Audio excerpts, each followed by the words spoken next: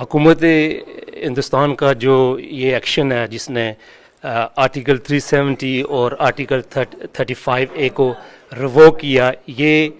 तारीखी हवाले से भी गलत है और कानूनी हवाले से भी एक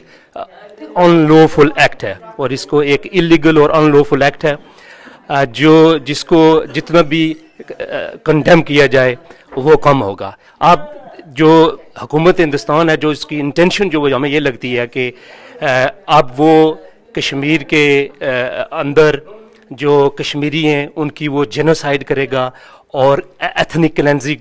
करेगा। और मैं ये समझता हूँ कि उसके बाद जो हमें ये लग रहा है उसके इस एक्शन से, उसकी इस बदमाशी से जो हमें ये पता चल रहा है कि वो उसके बाद आज़ाद कश्मीर के अंदर और गिलगित बल्तिस्तान के पीछे भी आएगा। लिहाजा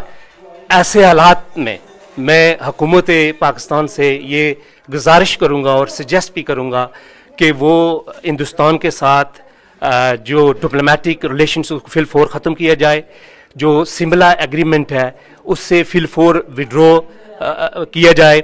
जो वाघा बॉर्डर है उसको क्लोज किया जाए और दुनिया में जितने भी मुसलमान ममालिक हैं और वेस्टर्न कंट्रियाँ ममालिक हैं उनके सरबराहान के साथ फिलफोर रब्ता किया जाए और इस इशू को रेज़ किया जाए और उनको इससे अवेयर किया जाए।